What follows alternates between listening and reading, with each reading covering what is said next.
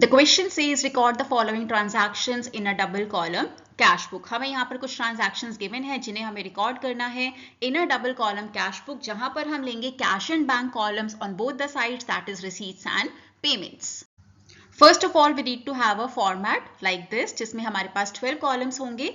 पहले 6 कॉलम्स आपके पास होंगे which is your receipt side, जहां पर जब जब पैसा आएगा weather in cash or by check you will be recording on the receipt side। उसी तरह से दूसरी साइड पर हमारे पास होगा payments। अगर पैसा कैश से गया है तो आप उसे कैश कॉलम में रिकॉर्ड करेंगे, अगर चेक के थ्रू गया है तो आप उसे बैंक कॉलम में रिकॉर्ड करेंगे। Then we have date on both the sides, जहां पर आप ट्रांजैक्शन की डेट पुट करेंगे। Then you have the particulars on both the sides and you will have voucher number and ledger folio on the both sides as well. So first entry says that is on June 1, cash in hand 15,000, bank balance 7,000. This is the opening balance that we are having for this month. अब क्योंकि दोनों ही balances हमारे पास positive हैं, they will be recorded on the left side or we can say receipt side.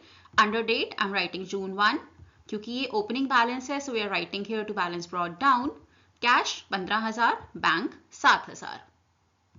Second entry is June 5, received a check from Sahib Enterprises। 5,000 रुपए का आपको check मिलता है जिस पर डिस्काउंट अलाउड है 400 रुपए। अगर आप आगे क्वेश्चन पढ़ते हैं यू विल फाइंड आउट कि जून 10 को ये अकाउंट में जाता है, that means this cheque is going to be deposited on 10th June. That means ये चेक आपको रिसीव तो हो गया है जून 5 को, लेकिन आपने अभी तक इसे बैंक में नहीं डाला है, तो अभी के लिए हम इस एंट्री को इग्नोर करेंगे। सो इसके बाद की एंट्री पर चलते हैं which is June 7, cash received from sale of shares rupees 11,500। आपने शेयर्स बेचे हैं, कंपनी में कैश आ रहा है 11,500 रुपए। सो क्योंकि शेयर्स एक इन्वेस्टमेंट होते हैं कंपनी के लिए, we are writing here June 7 को to investment account under particulars, और आपने कैश रिसीव किया है, सो कैश कॉलम में रिसीट साइड पर you will write 11,500। Next entry 8 June, received cash 900 and cheque 700 for sales. आपने सेल्स की हैं जिसके बदले आपको कैश मिलता है 900 रुपए और एक चेक मिलता है 700 रुपए का। बट अगेन आप देखेंगे this cheque is going to be deposited on 10th June. अभी तक ये चेक बैंक में नहीं गया है, दैट मीन्स चेक को अभी के लिए इग्नोर करेंगे और कैशुअल ये एंट्री कैश बुक में पास करेंगे। सो डेट में 8 जून, क्योंकि 8 जून को ये पैसा आया है, क्यों आया है, सेल्स की वजह से आया है, सो पर्टिकुलर्स में we write to sales account.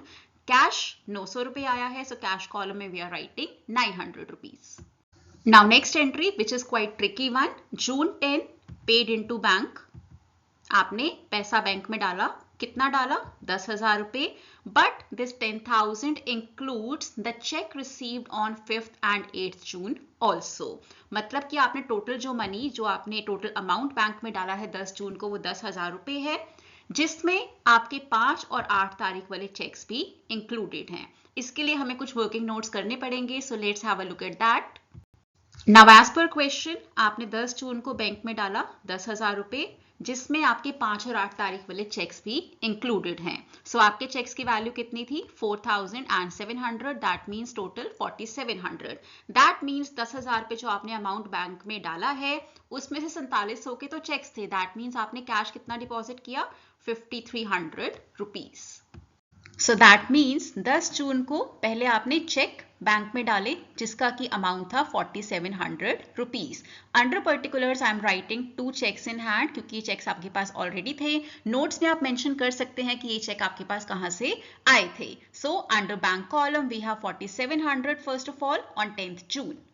Next हम एंट्री करेंगे 10 जून को ही, जब आप 5300 रुपए दैट इज 5,300 रुपीज बैंक में डाल रहे हैं, क्योंकि आपने टोटल अमाउंट जो डाला है बैंक में वो 10,000 का है।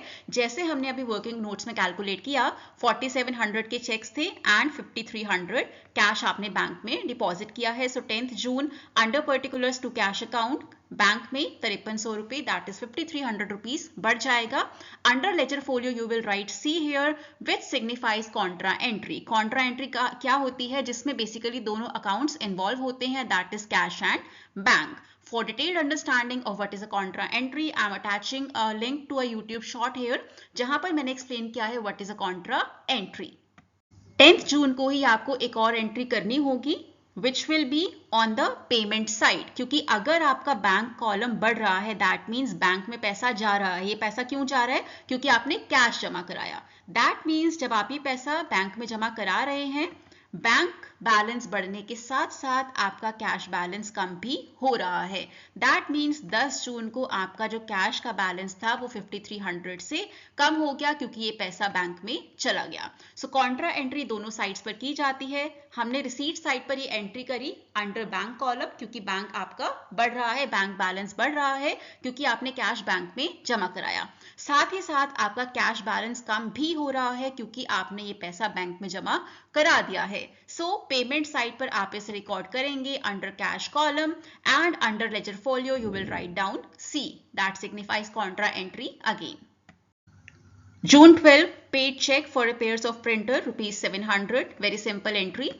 क्योंकि पैसा जा रहा है तो इसका जो रिकॉर्डिंग होगी वो पेमेंट साइड पर होगी, और पैसा कहां से जा रहा है? बैंक अकाउंट से, क्योंकि आपने चेक दिया है for repairs of printer. So date के अंदर 12 जून आप यहाँ पर कंप्लीटली भी लिख सकते हैं under particulars by repairs account, and bank में आप डालेंगे 700 रुपए। दैट मीन्स बैंक कॉलम में आप एंट्री करेंगे 700 रुपए की, क्योंकि 700 रुपए आपके बैंक के खाते से कम हो रहे हैं।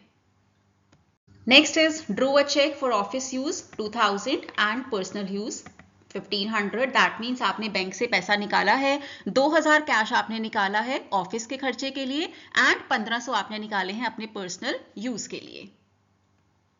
सो यहाँ पर अगेन एक कॉन्ट्रा एंट्री है 14 जून को। दैट मीन्स आपने कैश निकाला। जब आपने कैश निकाला बैंक से तो आपके पास कैश जो था वो पहले से बढ़ गया।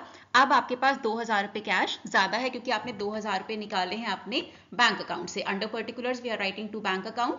लेजर फॉलियो में again C for contra entry and cash 2000 रुपए जो आपने बैंक से निकाला है। लेकिन जब आपने ये कैश बैंक से निकाला है, आपके पास कैश बैलेंस बढ़ गया लेकिन आपके बैंक का बैलेंस कम हो गया। दैट मीन्स पेमेंट साइड पर भी ये एंट्री आएगी एंड आपको इसे बैंक कॉलम में रिकॉर्ड करना होगा विद 2000 रुपीज, क्योंकि आपका जो बैंक का खाता है वो 2000 रुपए से कम हो रहा है क्योंकि आपने कैश वहां से निकाला है। 14 जून को ही आपने 1500 रुपए और अपने बैंक के खाते से निकाले हैं which is for personal use and it is known as drawings in the accounting. So under particulars we are writing by drawings account. Bank से आप कम कर रहे हैं 1500 रुपए, that is why payment side पे आप 1500 रुपए की ट्रांजैक्शन ऐड करेंगे। Received a check from Mansi for commission rupees 4200। जून 20 को आपने कमीशन रिसीव किया, चेक के थ्रू आपने रिसीव किया from Mansi 4200 rupees. So you are receiving money here and it is going to your bank account क्योंकि check आपने receive किया है। So under particulars to commission account and bank column में you will write 4200 rupees। June 22 issued a check for petty cash rupees 100। अब क्योंकि check issue किया गया है so it will come on the payment side by petty cash account 100 rupees under bank column। Last entry is June 30 bank collected interest on securities rupees 500।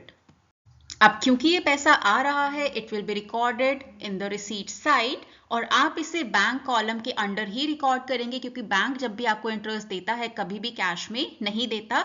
तो चाहे ये लिखा हो या नहीं लिखा हो क्वेश्चन में, अगर बैंक इंटरेस्ट आ रहा है it will always be recorded under the bank column. Now when you are done with all the entries, you need to make a total of receipt side for both columns, that is cash and bank. Same will be done for the payment side also। cash and bank का आप total कर लेंगे और इसके नीचे लिख देंगे।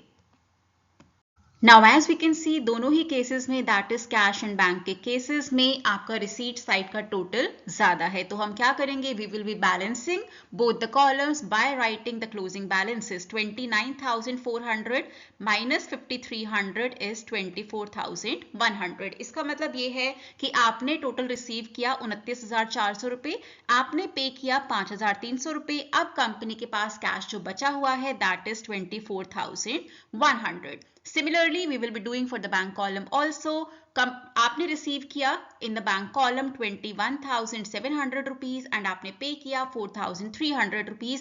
That means आपके खाते में, आपके बैंक अकाउंट में अभी 17,400 रुपए हैं। So this is the closing balance for the month of June। Now this closing balance becomes the opening balance for the next month. That means ये जो आपका closing balance है इसे आप receipt side पर लिखेंगे under the total for both the columns and it will be the opening balance for the next month, that is July, और यहाँ पर आप date लिखेंगे July 1.